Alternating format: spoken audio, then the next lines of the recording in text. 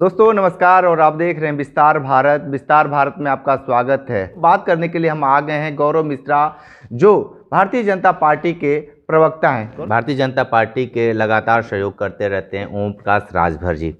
ओम प्रकाश राजभर जी एक बयान दिए हैं हनुमान जी को लेकर कि हनुमान जी राजभर समाज से आते हैं। इसको लेकर क्या कहेंगे? उसके लिए बहुत राजनीतिक सियासत तेज हो चुका है। देखिए, ओम प्रकाश राजभर जी बहुत पराक्रमी नेता हैं।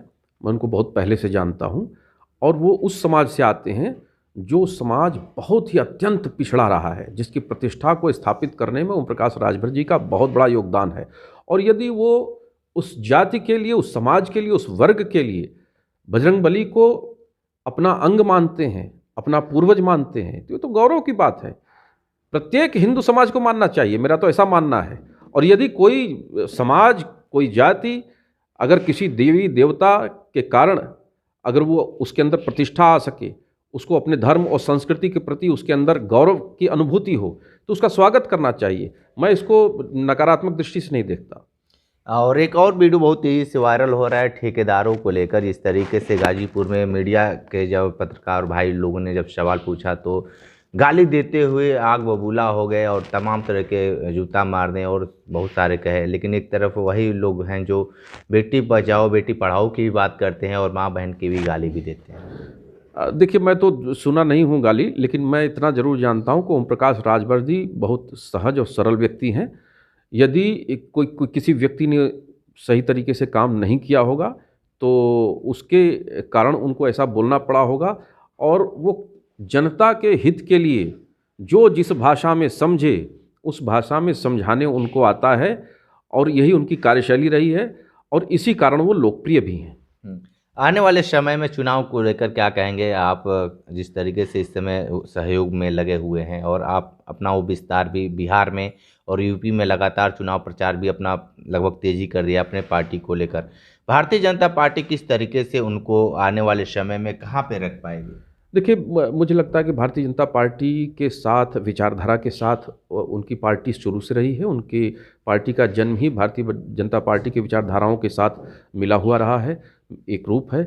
और मुझे लगता है कि बिहार के अंदर में बहुत बड़ी संख्या में उनका समाज है, और उसको एकजुट करने में ओम प्रकाश राजभर जी की बहुत बड़ी भूमिका बिहार में साबित हो सकती है, और उनको करना भी चाहिए, उन्हें एकजुट करना भी चाहिए। और मुझे पूरा विश्वास है कि जब जब वो बिहार में गए हैं, बिहार की जनता ने उनका स्वागत किया है। और इस तरह के नेता जहाँ जाते हैं वहाँ सकारात्मक राजनीति का एक चलन शुरू होता है। और चुनावों की दृष्टि से भी, राजनीति की दृष्टि से भी मुझे लगता है कि भारतीय जनता पार्टी उनका सर्वथा स्वागत करेगी, उनको उचित सम्मान देगी। ठीक है।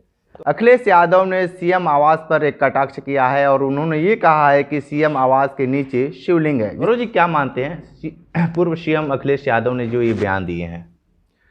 देखिए, अखिलेश जी ऑस्ट्रेलिया से पढ़ करके आए हैं, सीएम आवास में रह चुके हैं, और सीएम आवास को खोदने का भी काम उन्होंने ही किया था। टाइल्स वाइल्स सब उखड़ी थी जब वो छोड़े थे, और छोड़ने के बाद जनता ने वहाँ पर साक्षात शिव स्वरूप, महायोगी के प्रतिरूप योगी आदित्यनाथ को विराजमान किया है। और कुछ उसी तरह से जैसे मनोबुद्ध अहंकार चित्तानि नाहम न च श्रोत जिह्वे न च घ्राण नेत्रे न च व्योम भूमि न तेजो न वायु चिदानंद रूप शिवोहम शिवोहम। तो चिदानंद स्वरूप वहाँ योगी आदित्यनाथ विराजमान हैं, और बिना भेदभाव के निष्कंटक उत्तर प्रदेश में सरकार चला रहे हैं। और आज उत्तर प्रदेश में शिव जो हैं संहार और सृजन दोनों के देवता हैं। ठीक उसी प्रकार उन्होंने पापियों का, आतताइयों का, अत्याचारियों का संहार किया है, और वहीं सृजन करने वालों को स्थापित भी किया है। आज उत्तर प्रदेश विकास की और विरासत की दृष्टि से, दोनों दृष्टि से आज देश में चमकते हुए सूर्य की तरह दिखाई दे रहा है। ये उसी सरकार का नतीजा है, योगी आदित्यनाथ जी के प्रयासों का नतीजा है। तो हमारा तो मानना है कि वहाँ देवता साक्षात विराजमान है। संजय सिंह आम आदमी पार्टी के नेता हैं, वो सीधे तौर पर भारतीय जनता पार्टी के नेताओं के ऊपर आरोप लगाते हैं कि ये लोग जहाँ भी जाते हैं, जिस मस्जिद में जाते हैं, वहीं पे तुरंत इन लोगों को शिवलिंग दिखना शुरू हो जाता है। अब ये तो उन मस्जिदों का दोष है कि वो शिवलिंग पर ही स्थापित हैं, और भारतीय जनता पार्टी के तो नेता कहीं नहीं खोज रहे हैं। ये तो एएसआई खोजता है, अदालत के आदेश पर वो खोजा जा रहा है, और वहाँ साक्ष्य मिल रहे हैं, प्रमाण मिल रहे हैं। आप ज्ञानवापी मस्जिद को देखिए, ज्ञानवापी नाम की कोई मस्जिद होती है क्या? वहाँ साक्षात श्रृंगार गौरी का मंदिर विराजमान है, अयोध्या में साक्ष्य मिले, आज मथुरा में साक्ष्य हैं, आप वहीं देख लीजिए, संभल में ही देख लीजिए, कुएं मिल रहे हैं, बावड़ी मिल रही है, मंदिर मिले हैं किस तरीके से। तो ये तो इतिहास चीख चीख करके चिल्लाता है, बता रहा है, और हम अपनी सांस्कृतिक विरासत को क्यों न खोजें, ये हमारा अधिकार है, देश के बहुसंख्यक समाज का अधिकार है, उन करोड़ों बलिदानियों का ये हक है जिन्होंने इस संस्कृति के लिए अपनी जान दी है, और भारत की संस्कृति को पुनर्स्थापित करना ये हर शासन का फर्ज होना चाहिए। और वर्तमान का शासन इस तरह का कार्य कर रहा है तो इसका स्वागत करना चाहिए, उसमें उनको क्या पीड़ा है, वो तो तुष्टीकरण की राजनीति कर रहे हैं और करते रहे। विपक्ष लगातार ये कह रहा है, भारतीय जनता पार्टी को लगातार घेरने में लगा है कि ये लोग मुख्य बिंदु से भटक गए हैं, सिर्फ धर्म और जात की राजनीति करने में जुटे हैं।